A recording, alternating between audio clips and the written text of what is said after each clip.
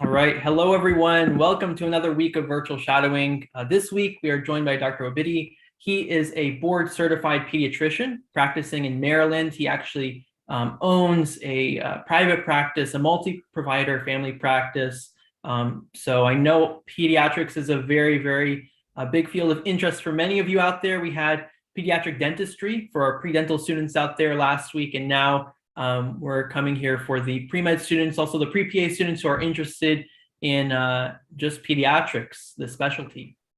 I have a few reminders for those who are listening, particularly if you're new to virtual shadowing. So within these shadowing sessions, we have many specialties, many speakers. We have new faces each time that join us on these sessions. Towards the end of each of these sessions, there's a Q&A. So let's say we might have 15, 20 minutes remaining. We use that remaining time for any questions that y'all have, and you can type them in the chat.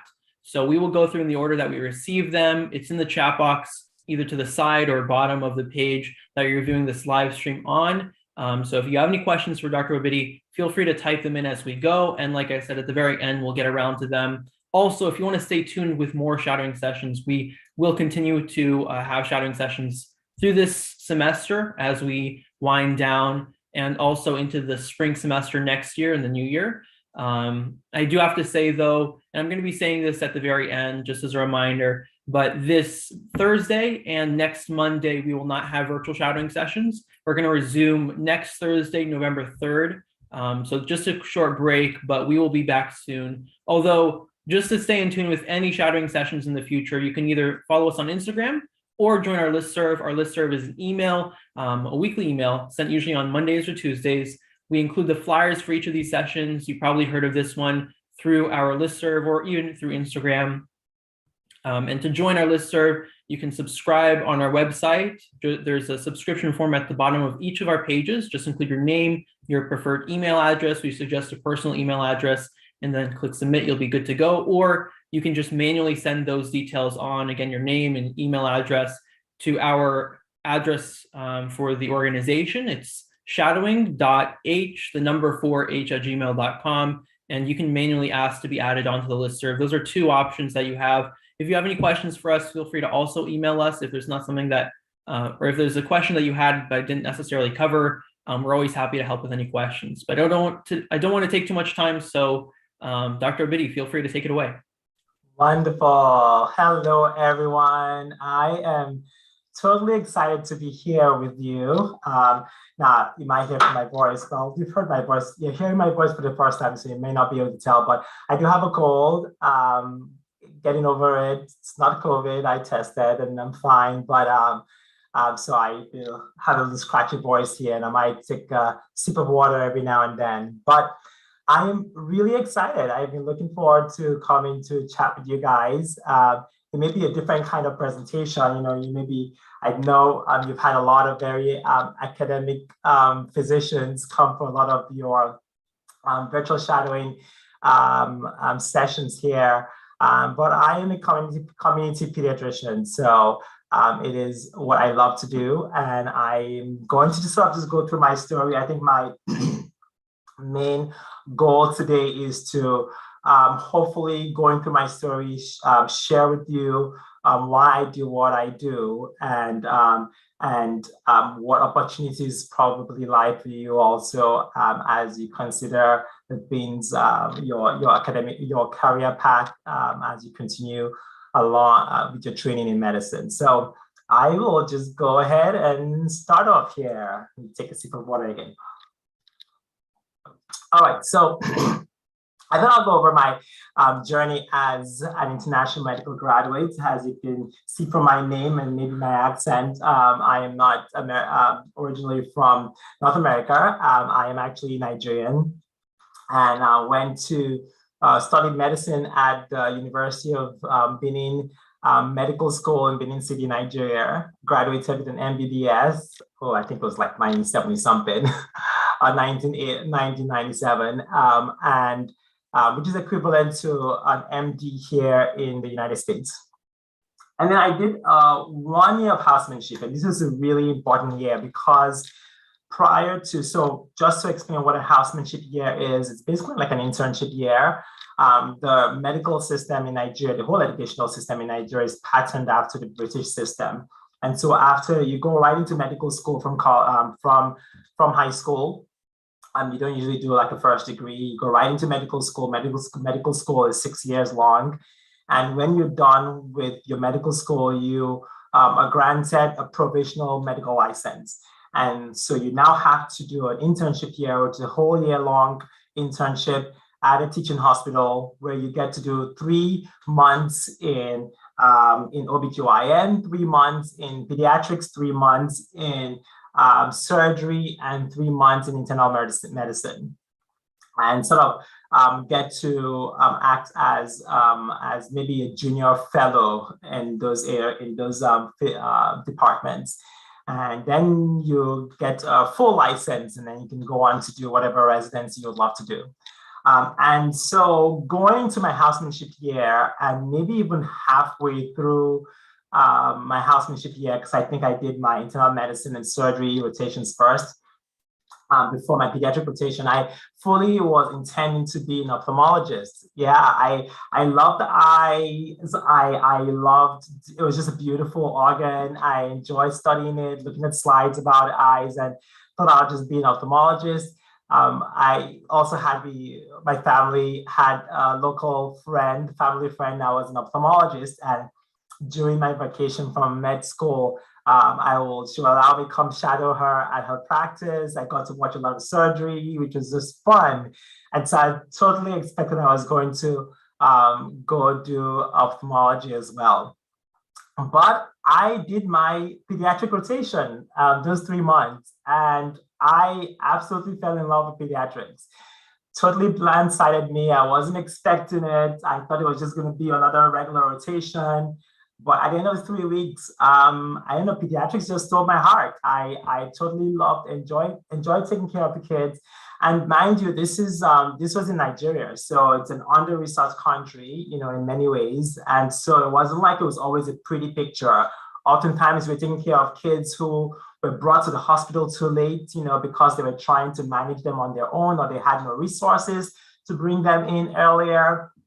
And so there was, some very sad, heartbreaking moments during that rotation. A number of kids that died who really shouldn't have if they were in a more resourced country. So it wasn't a pretty rotation, but it was such a meaningful rotation to me that I just knew completing that rotation that was what I was going to do moving forward as I progressed my career in pediatrics, in medicine. And so I came over to the United States. I had some family here, and I prepped for the US LME. I had actually a whole long story there too, because I was a student counselor at Kaplan, where I was also preparing for the exams.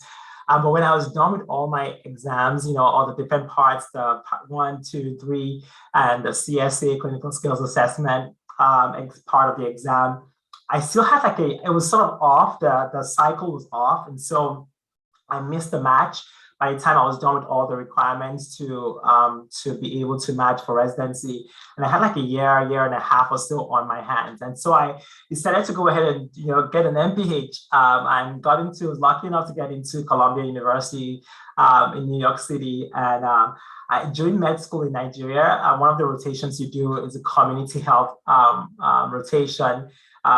In some ways sort of similar to public health rotation, and I really enjoyed it. So I thought it would be fun to get a master's in public health.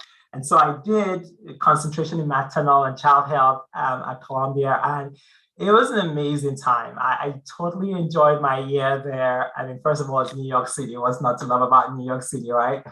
Especially if you're young and don't have kids in tow. So it was wonderful. I think it was just the whole experience is different from med school. I had classmates who are from all walks of life, backgrounds rather, and from different countries. It was very metropolitan. Of course, New York City attracts people from all over the world. And that was certainly the same at Columbia University as well. So it was just wonderful. It was great to read case studies and design studies for communities and take part in some projects.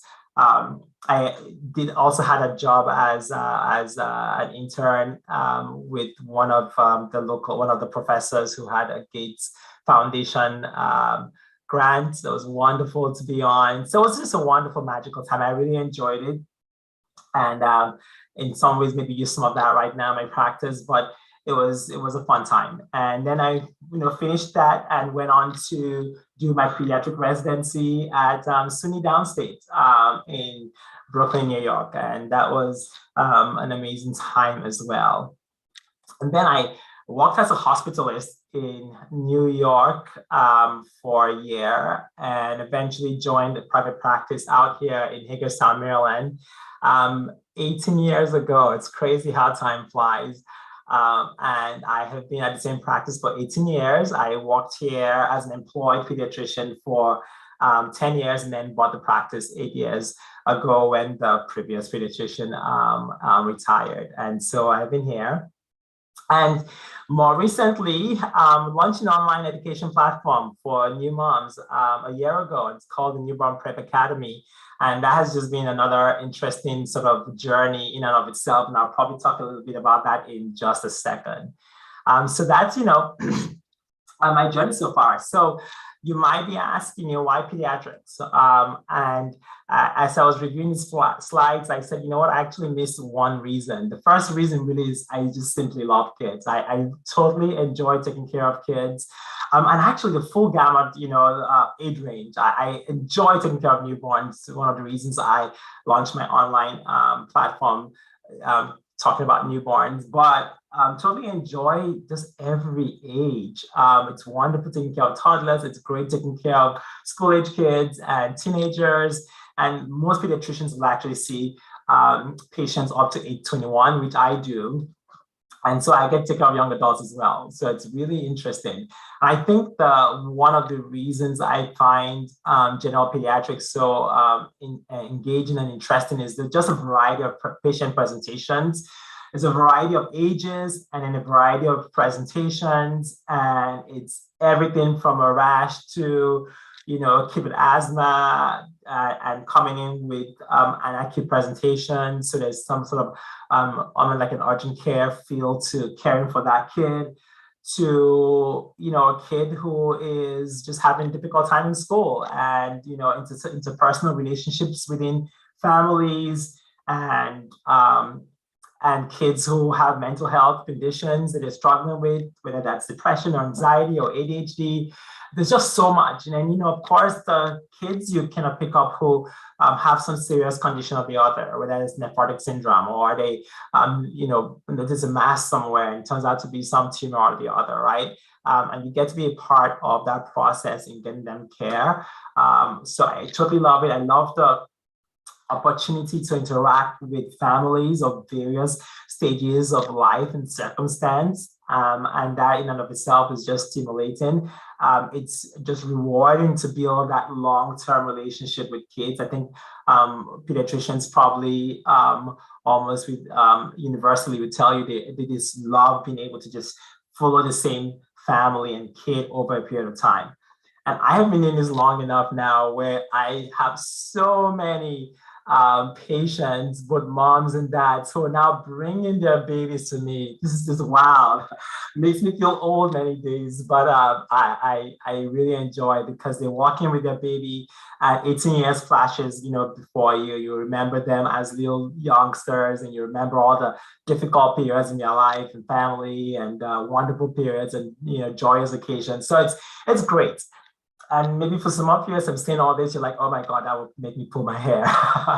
And that's one of the beautiful things about medicine, is that there's so many different things you could do, right? And I'll talk about that in just a little bit. But that's why pediatrics. But also you can practice pediatrics in so many different settings. You can have a pediatrician who is an academic pediatrician, right? They practice in an academic institution, and they, are involved in studies and teaching residents and, all that. You can have pediatricians who are, who are in leadership in the hospital, running residency programs and things like that. And then you have pediatricians who are employed in, in a hospital or a hospital system or a health system, right? Sort of a larger group. And then you also have, folks like me who are employed in private practice. So it's really such a wonderful field because there's just so much you can do. And so for me, why private practice? It was just less bureaucracy. And some of these reasons may not have been the reasons I went in initially to private practice. It was just an opportunity that presented itself. And I loved the place, this practice when I came to interview. And I could see myself practicing here for a while. But also over the years, these are some of the reasons why I will remain in private practice personally. And one of them is just less bureaucracy, just less things to deal with when it comes to having to get things done, less complicated systems, and especially when you get to the stage where I own a practice, there's more autonomy. You can really just do what you want to do without having to get approval from anyone. And you're able to, as your practice grows, sort of just create more time and freedom. I have 4 nurse practitioners that work with me, and process of hiring a pediatrician and a family practice person. And so you can grow a team, which allows you to just do more things you're more passionate about. And that may be, still see patients, or that may be, run the practice, or that may be something else, right? It just gives you so many options when you're in private practice, and especially if you own your own practice. And then I think, one of the great things about a private practice is that even when your practice grows and it's really large, or you have multiple locations, there's just something about a private practice where you're able to still sort of retain that mom pop feel, store feel to it, where it's a really intimate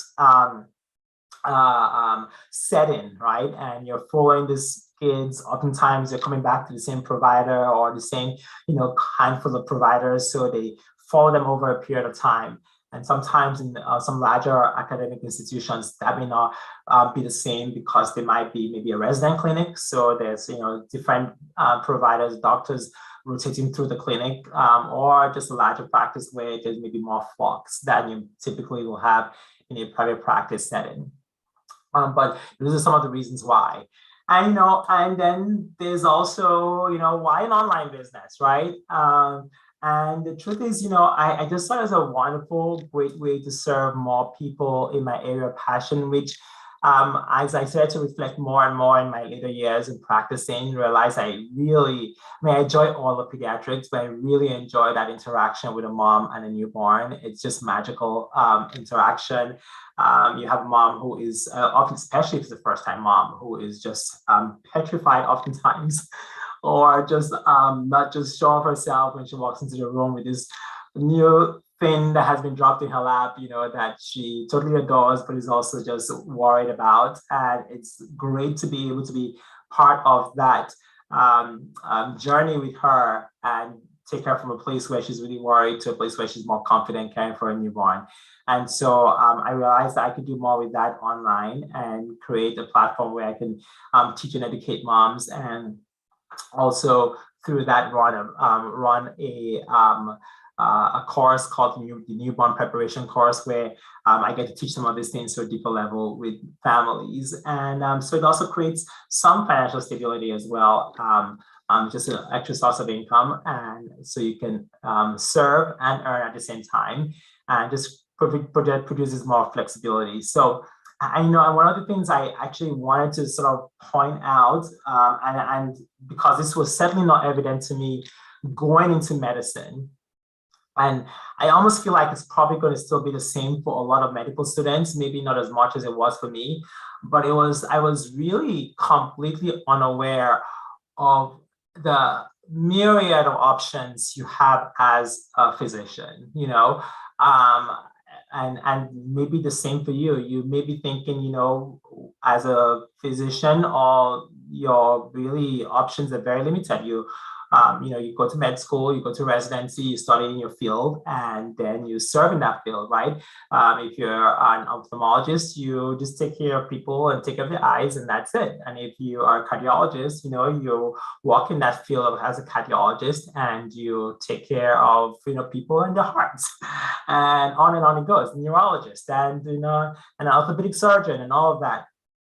But one of the wonderful things that I have been more open to and have sort of experienced, in my later career, and I think really serves young physicians and aspiring physicians to know upfront, is that there's really no limit to what you can do as a physician. One of the wonderful things that's going to happen to you as you progress in your journey to becoming a physician is that is quite an arduous journey. There's going to be many hours of studying. There's going to be extreme amount of discipline. There's going to be delayed gratification when your friends are hanging out and having fun. You're studying, right? There's going to be long hours as a resident, and all those things actually creates an incredible sort of background for you to do so many other things, because you end up coming through that process and end up being a professional, in this case, a doctor, who has incredible amount of grit. You're able to really stick to something and see it through. You have incredible amounts of discipline. You have an incredible amount of the ability to learn new things. I mean, think about all the things you're going to learn in med school or have learned in med school, and things you're going to learn as a resident and even as an attending, right? So we are learners. We can learn, and that all those skills really set us up for a career that is limitless, honestly. And so I have, part of some physician communities where it's amazing to see what physicians are doing. And so you have physicians who are doing more traditional work and truly enjoying it. And so they're academic physicians, for instance, and attendants in teaching hospitals or institutions. They are folks in private practice and just seeing patients full time doing that and enjoying that, and doing surgery as a surgeon, OBGYN, delivering babies. But you also have physicians who are sometimes doing those things and also running an online business, for instance, or running a coaching program where they're physician coaches to other physicians, or life coaches to other people, or they have developed a product, whether that's a medical device or some random product, right? Or they are real estate, really folks who are just sort of really vested in real estate and just own an enormous amount of real estate that they also control. And all that to say, you might not be interested in any of that. But I think it really serves us well as a community of physicians to realize that there's so much opportunity for us as physicians. And that's just really my message to you. Oftentimes, especially as young doctors, we kind of, almost groomed to just feel like we can do only one thing and we're only good at one thing.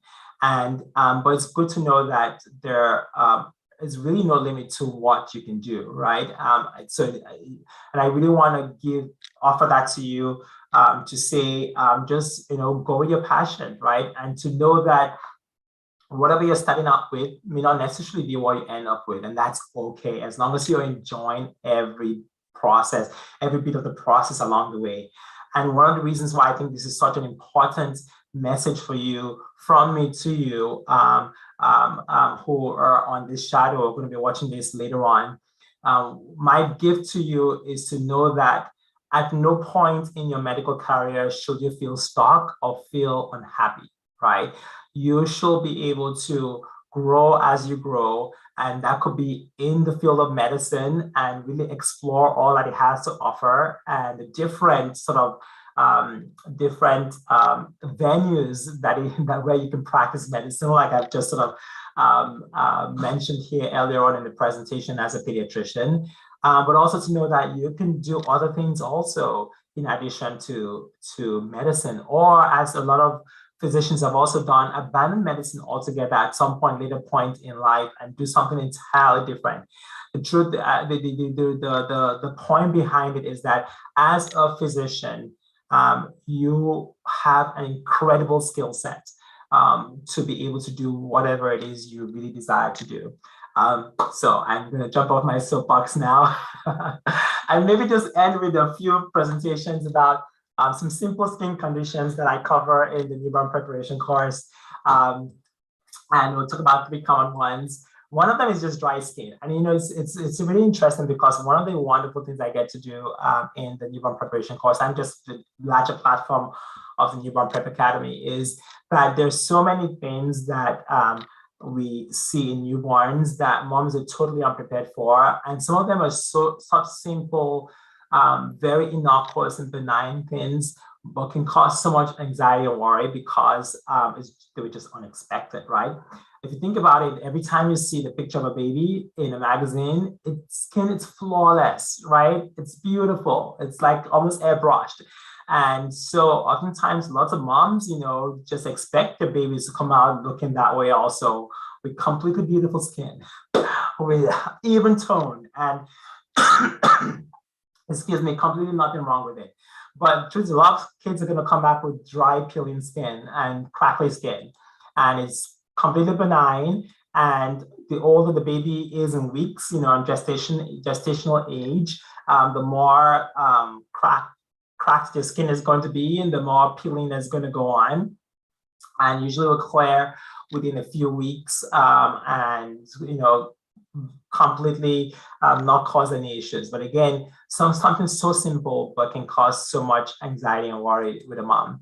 And then something else, that will commonly occur with a newborn is cradle cap, which is can also cause something called seborrheic dermatitis, which is where you have this really cheesy, oily, flaky skin, where there's just so much turnover of skin, the superficial layers of the skin, and it, again, produces a very horrifying looking rash to a new mom who's expecting her baby to look completely flawless. But again, this is something that is very benign, and oftentimes will be more happen in areas where there's a lot of sebaceous glands, like the face and the upper chest. And the third last one I'm going to go over is erythema toxicum unitarum, which is a very, very common newborn rash.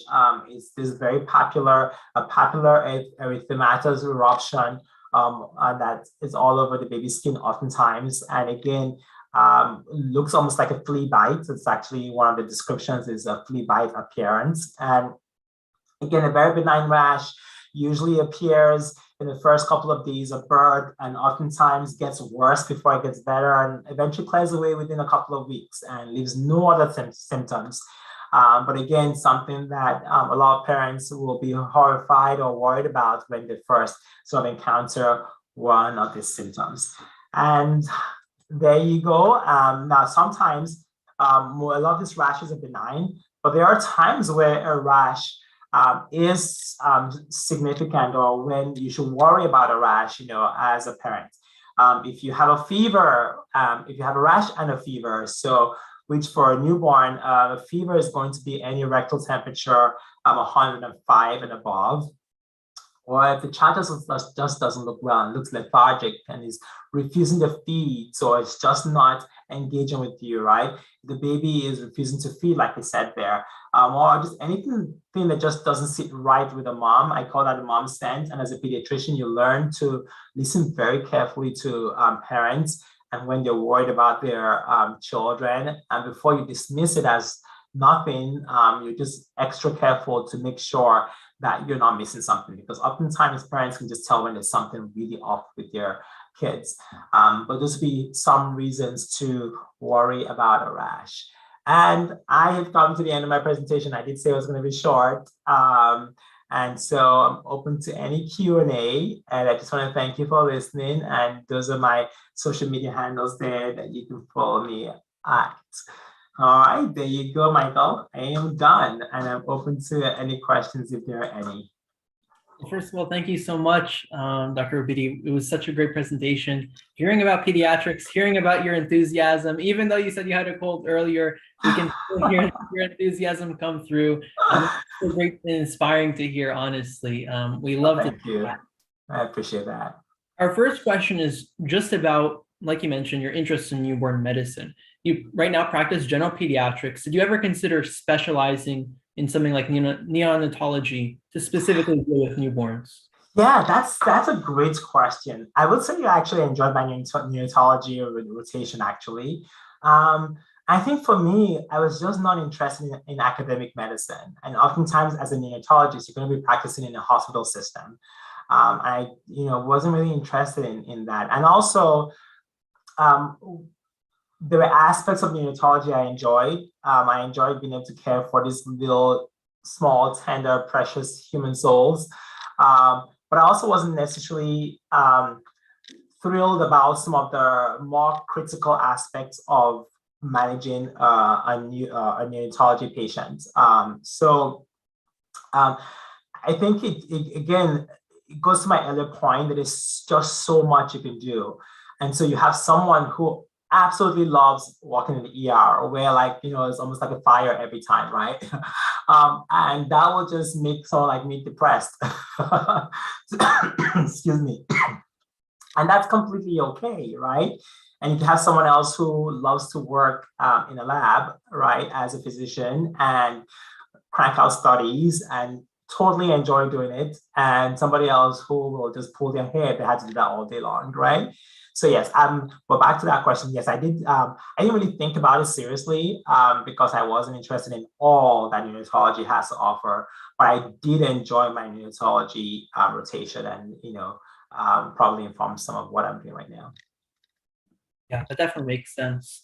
I also wanted to ask, especially like you mentioned, there's a lot more routes that physicians can pursue outside of just practice with one-on-one patient care. You mentioned your online course. What was the learning curve to creating such a course? That'd be so interesting to hear. That's interesting. Yes. It was a learning curve, still is. I think I certainly took a few courses that taught me how to design an online course and how to market an online course and some of it was also just being willing to really step out and grow and explore. Believe it or not, I am a very introverted person, but I've learned how to show up on camera and how to, just be more, just allow, I don't know, show up on camera. There you go, and be able to deliver my message. So it certainly comes with practice. I think if you're really passionate about whatever it is you're doing, you sort of learn whatever skills you need to learn to be able to enjoy whatever field that is, or be able to pass on that information and knowledge and expertise, right? And it goes back to one of the things I also said earlier on, that one of the great things that we possess as physicians is, and I forget again what stage, the shadowing are, but I'm going to refer to all of you as physicians because that's the journey you're on. One of the great things that you have going for you as a physician is that you know how to learn. I mean, without a doubt, every one of you know exactly how to learn because that's what you've done, pretty much all of your life leading up to this. And so when it comes to doing whatever it is you're passionate about, you're just going to learn whatever you need to learn to be able to do it well. Absolutely. Another question we have from a student is in terms of the pediatric residency, how long was that for you? What's the length there? Okay, yeah, sure. Pediatric residency is 3 years long. Now, sometimes some residents will stay on for an extra year. It's kind of like an administrative year where they get to be senior residents, and so, or chief residents rather. But that's more of an administrative role. And they still take care of patients during that time. But yes, pediatric rotations are 3 years. Residencies are 3 years long. It was the same for me.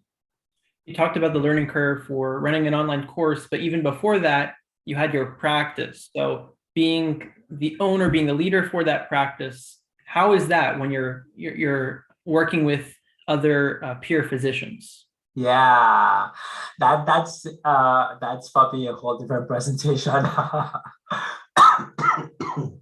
Excuse me. It was certainly another learning curve for sure. And actually, one of the things I feel passionate about, and maybe there may be some avenue for me to explore that later on, because I really feel that um, one of the areas of disservice that medical students and residents go one of the areas in which they're not served well is not preparing them for the business of medicine, right? We spend incredible amounts of time teaching them about the human body and physiology and caring for patients and all of that. By the end of the day, all of that happens in the container of a business and the container of economic systems, right?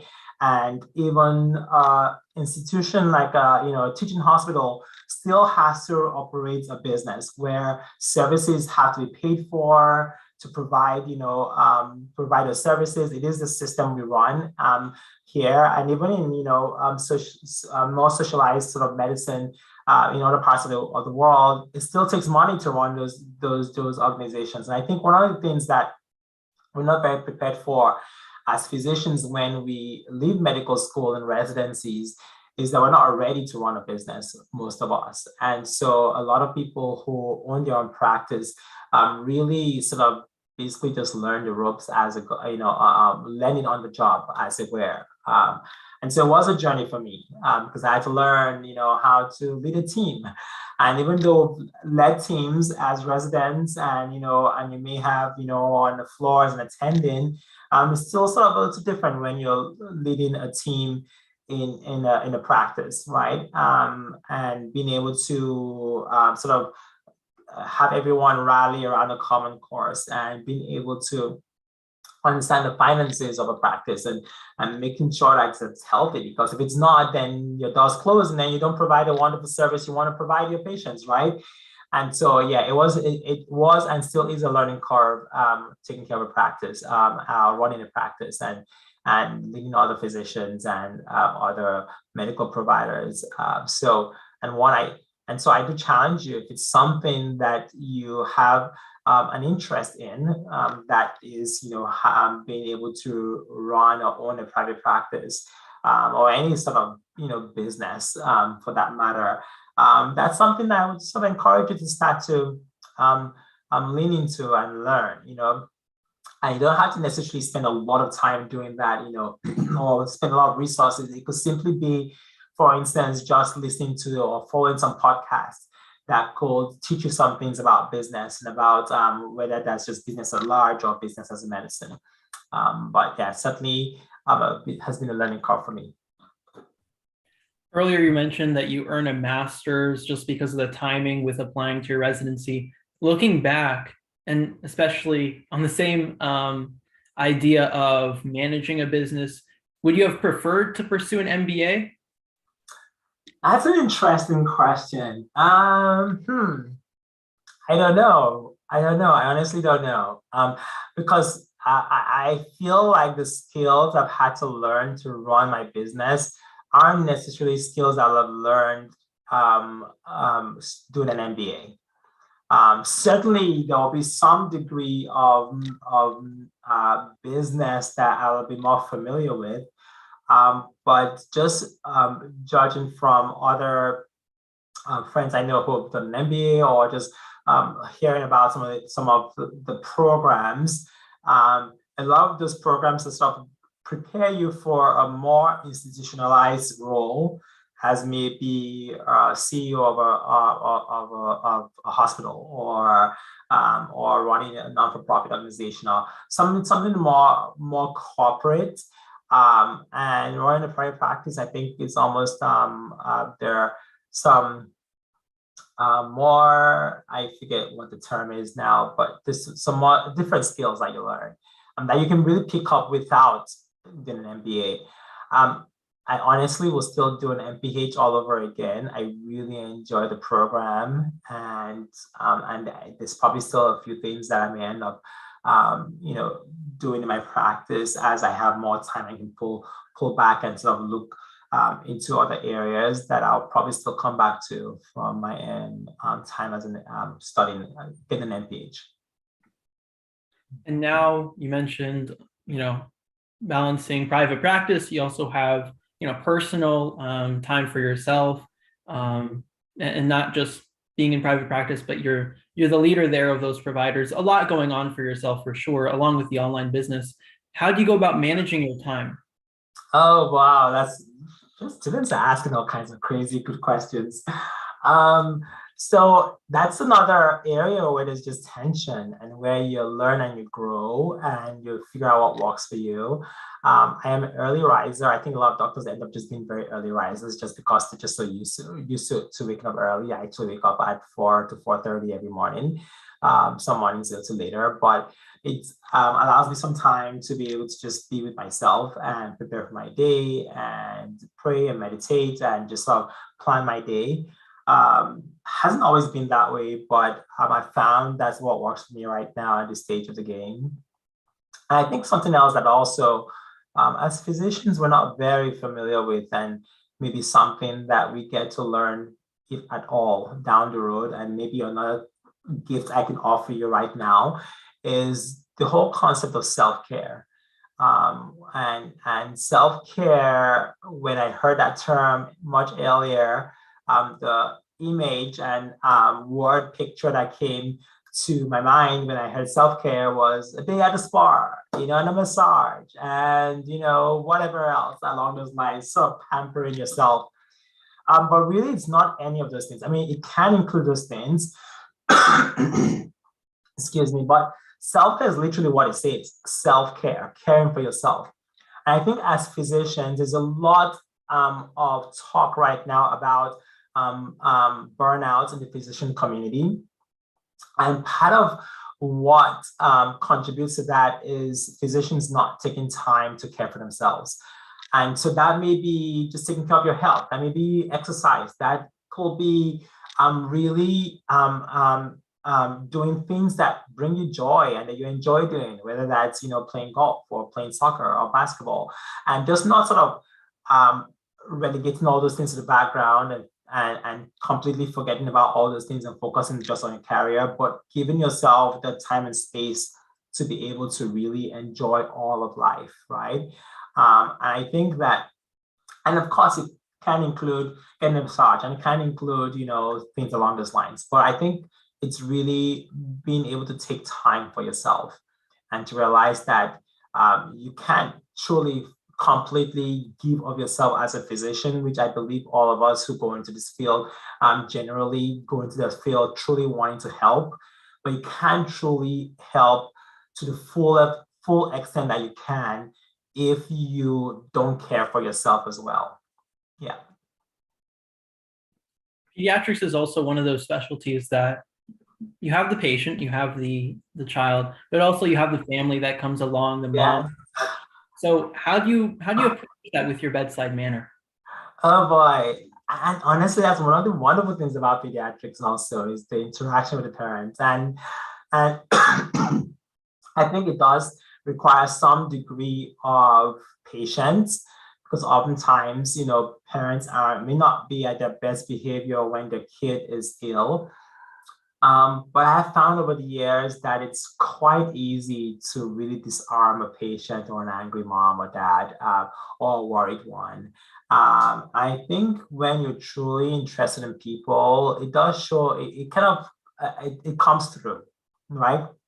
They come into the room and I sort of just jump right into whatever it is you're here for and get right to business and no smile on my face and no sort of, and it's all sort of just one boom, boom, boom, boom, boom, and out the door. That's one experience. They come in and say, hey, how you guys doing? It's so wonderful to see you today. Oh, so what's brings you here today? Oh, I see, Johnny has a little headache. Well, tell me about it, right? And there's this more engaging sort of stance that you can take. Again, you're seeing these patients over a period of time, so you can easily say, oh, how's your mom doing? Or how's your grandma doing? Oh, how was that vacation you guys took? Or how is college going? And there's just more interest in their lives, and you probably will spend maybe an extra minute or two And it will feel to them like you spent extra 10 minutes there with them just because you were just more in tune. And really, that's a skill you can take in any area of medicine and probably will be very well served for us as physicians to take into every field of study. And maybe that's one more thing I could offer your students right now is that doesn't really matter what, I can't tell you how many patients have come to me and were quite upset about their visit to some specialist or the other because they just felt very unseen, right? And these people were very good at what they do, but the patient experience was horrible. And it really doesn't have to be. And it doesn't matter how busy your practice is or how short a time you have with a patient. There's so much to be gained from being able to engage them. And you'll have so much better compliance as well, from a patient when they feel seen and heard. Absolutely. Earlier, just circling back, you mentioned that there are some things you couldn't necessarily learn from an MBA that you have now learned. Do you think that, and maybe this was the case for you, did you have a mentor that guided you through the process who had this past experience? Yeah, I have done some coaching and still do some business coaching. So I have a business coach, and I think that's maybe something else that I think is becoming a little bit more physicians are becoming more familiar with, just how useful it can be to have a coach in whatever area, and that could just be a life coach and helping you navigate through your career even in an academic institution. So that's been very helpful to have business coaches who have been able to sort of, help me through my business and, point out blind spots and just help me reflect, what is really inside of me. A good coach really doesn't tell you what to do. It just sort of, hold up a mirror and help you process your thoughts and help you come up with great ideas just when you have someone else to bounce it off. And of course, learning from their experience as well as coaches. Yeah, so I have certainly not done this all by myself. I think I've gained tremendously by having business coaches along the way. Absolutely. Also, we mentioned, neonatology earlier. That's one of the subspecialties. Would you mind guiding us through some other subspecialties within pediatrics that people can branch off of from a residency? Oh boy, I think that's one of the beautiful things about pediatrics. There's so many. I mean, there's neonatology, there's basically any adult specialty has a pediatric specialty to it, almost, right? So there's pediatric cardiology, pediatric neurology, pediatric immunology, there is pediatric ENT, pediatric GI, pediatric surgery, pediatric neurosurgery, right? So basically, almost every specialty, if not every specialty, pediatric neurology, rheumatology, pediatric infectious disease. So typically what will happen is after you finish your pediatric residency, you can go into a subspecialty, which can be any one of these fields. And literally pediatric dermatology, any field that takes care of an adult typically also has a subspecialty in pediatrics, just because kids aren't just small adults; they're really just a different animal altogether. And I, use that word phrase in the kindest of ways.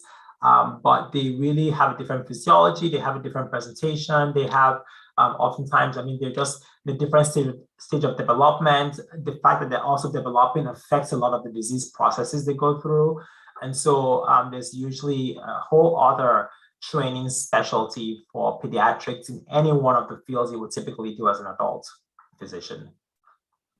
Also on that same topic, sometimes, especially for infants, I'm sure, they're not necessarily as able to express themselves as clearly and verbally when they're, complaining of a certain pain. How do you go about that? Do you like look to the mother or the father for what they think it might be, or if they're even confused?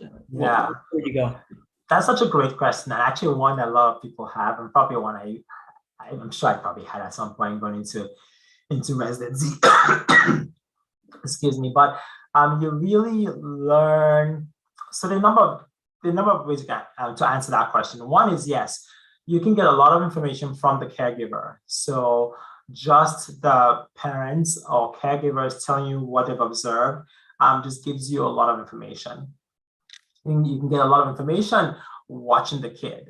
And so just watching the kid's presentation, you can tell when they're in pain, you can tell when they're uncomfortable, you can tell when there's an altered state of consciousness. There's just so much you can tell. I mean, if you have a kid who's brought in because you're sick, but they come into the room and they're smiling at you and interacting with you, it tells you something different from another kid who is brought in because you're sick and they just sit very quietly and very engaged in the mom's arms. So there's so many cues that you learn, and some of this comes with experience as you go through your training in residency, and certainly as you progress down the road, just caring for thousands and thousands and thousands of kids. You just get a sense of being able to just read kids. And of course, as they get older, they can tell you things also. And of course, there's your physical exam also. So, as you learn how to do a good physical exam, you can pick up signs and symptoms that point towards certain conditions. So I think it's all of that together. And so it's actually not that difficult to be able to read kids oftentimes. Yeah, they may not be able to tell you in words what's going on, but oftentimes you can sort of figure out what's going on, or at least have an idea what area to look at. In your practice, do you incorporate mid-level providers? And if so, what are they allowed and not allowed to do? That's a good question. And one also that just a lot of debate and concern over. I do have mid-levels. I have 4 nurse practitioners who practice with me. They're also family practice also. So instead of Maryland, they can practice independently. So even though they practice with me, for the adult patients, they practice independently and just sort of know their limits when it's something that they really need, a sort of specialist to look at.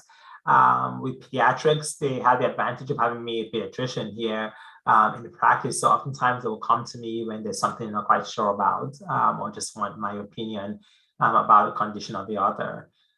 So there's certainly, the training certainly is not as rigorous as a physician, not by any stretch of the imagination, but they are able to actually do quite a lot of things. And then I think a good mid-level will know what their limits are and, seek guidance or coverage from a physician. Absolutely.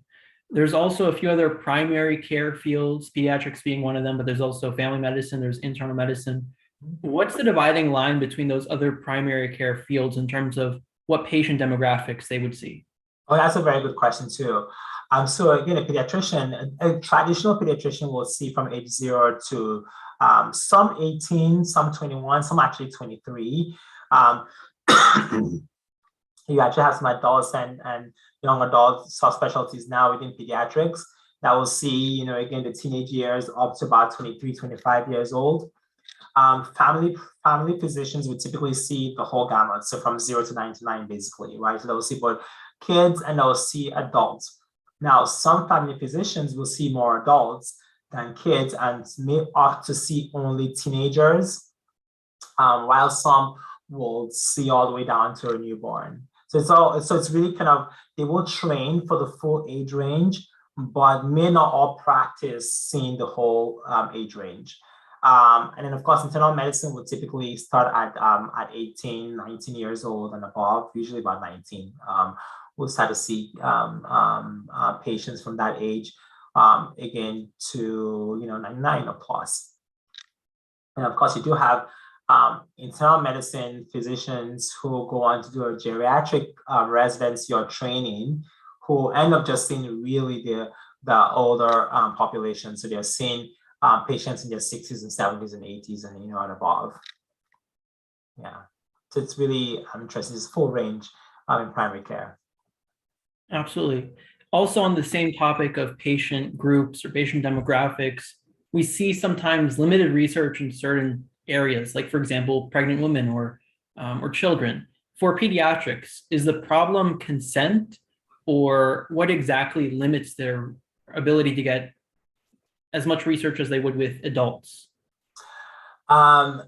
So it is primarily consent. You're going to have an adult consent on behalf of the pediatric patient. And also, as opposed to adult medicine where you're consenting to participating in this study, knowing that there are risks and benefits and the potential downsides of whatever study that is. As a pediatric patient, you can't, right? So you're relying on adults to make that decision on your behalf.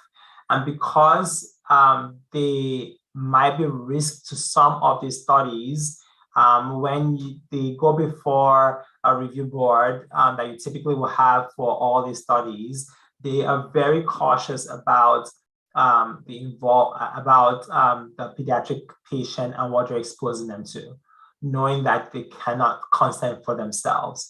And so you do have to err, almost like, in medicine where we say do no harm, right? First, do no harm.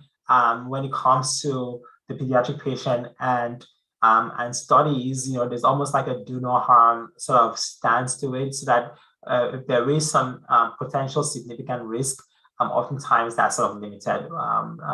There's limited participation with the pediatric patient.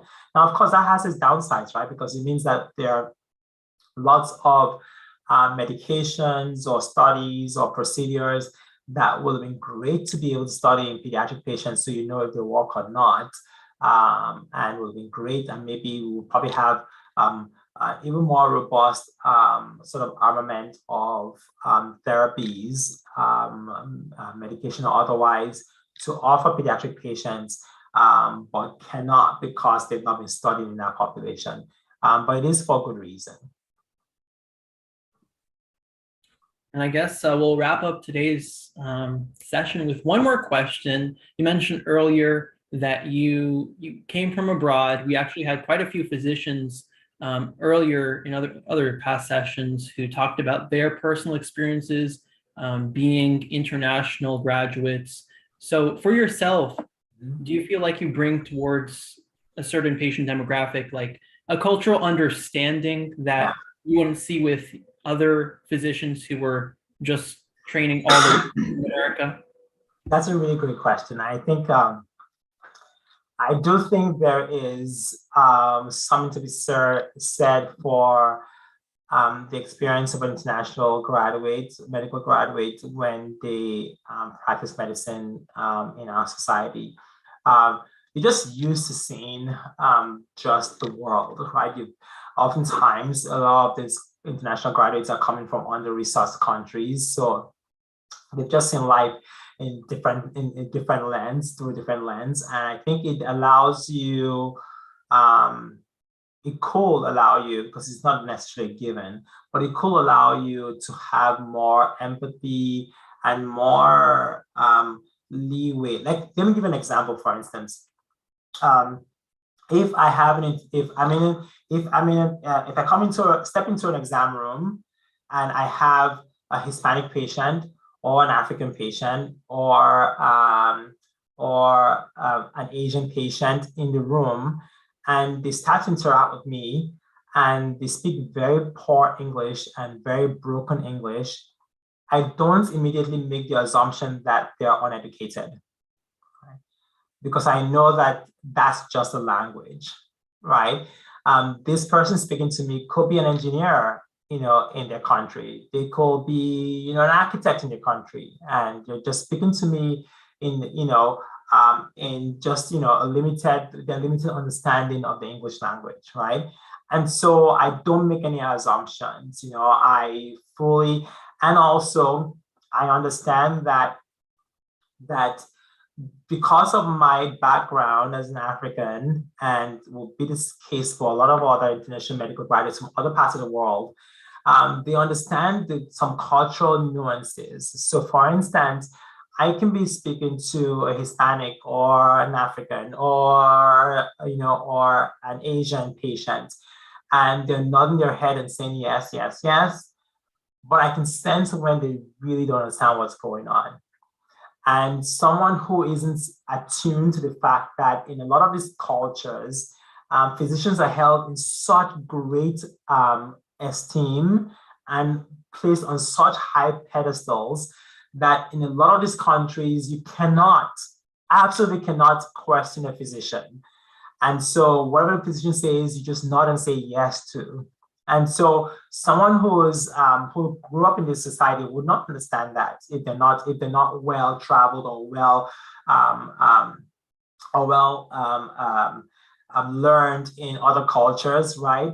But as an international graduate, I can slow down and say, okay, so this is what I'm really saying, do you understand? I can really slow down, not because they're, stupid or can't understand, but because I understand that they really may not have understood because of the language barrier what I was saying, but didn't want to ask questions because they were intimidated by the fact that I was a physician. So I do think, yes, there is something to be said for the experience that we bring as international medical graduates. And that really doesn't even have to be that you're an international medical graduate. It could just be the fact that you've traveled outside of the United States and that you've just experienced life outside of the United States. I think there's something to be said for just traveling and experiencing life elsewhere. To just know that there's just more, than we see here in the States. I think that answered your question. Absolutely. That's a lot of insight. And I don't think many people realize it. It's just the nuances that, that it makes a difference for, but they add up. That's for sure. Absolutely add up. Absolutely add up. So I think that's going to wrap up today's session. Thank you so much, Dr. Obidi, for joining us. I do have a few last reminders for our shadowers just to end off today's session. So to those listening, to earn credit for your attendance, you must pass the quiz to receive a certificate. That quiz is now posted in two locations in our chat box, the same one that you posted your questions in. And also it's available on our website under the virtual shadowing page. The quiz will be due this Sunday, October 30th at 11:59 p.m. Central Standard Time. So please be sure to complete it by then. If you don't find your certificate, which will be sent to the email address that you list on that quiz, so be sure it's one that you're comfortable with. We recommend a personal email address. If you don't find that certificate either in your inbox or even your spam folder, please feel free to shoot us an email and we can help retrieve it for you. Again, our email is shadowing.h4h@gmail.com. And for our next shadowing session, we're going to be joined by Dr. Milligan. She is a neurologist. I'm the chair of the Department of Neurology at New York Medical College. She's an expert in epilepsy treatment, actually. So a little more specialized in terms of what she's pursuing and her research. We're going to be seeing her next week on Thursday, November 3rd at 7 p.m. Central as usual. And like I said at the beginning of today's session, we will not have sessions this Thursday or next Monday. So please keep that in mind, but we will still continue on with more shadowing sessions afterwards. And yes, follow us on Instagram or join our listserv if you'd like to hear more. Dr. Obidi here has his socials also, his handles. So definitely give him a follow. He has a lot more information I'm sure that he would be able to share over there that he didn't get the chance to during our session today. It was a really wonderful session. I know so many of you out there love to see pediatrics, and I think we've had a couple sessions now over pediatrics, but I'm very, very glad that we were able to get around to this one with Dr. Obidi. It was such an honor having you here. I want to hear some thank yous in the chat for Dr. Obidi as we wrap up today's session. But yes, it was. Thank you so much for having me, Michael. I'm so glad you reached out and I totally enjoyed my time with you all. And yes, please feel free to reach out to me. I'll be more than happy to interact. And thank you for having me. Of course. All right, guys, we'll see you next week. We hope you have a great rest of your month as we end October.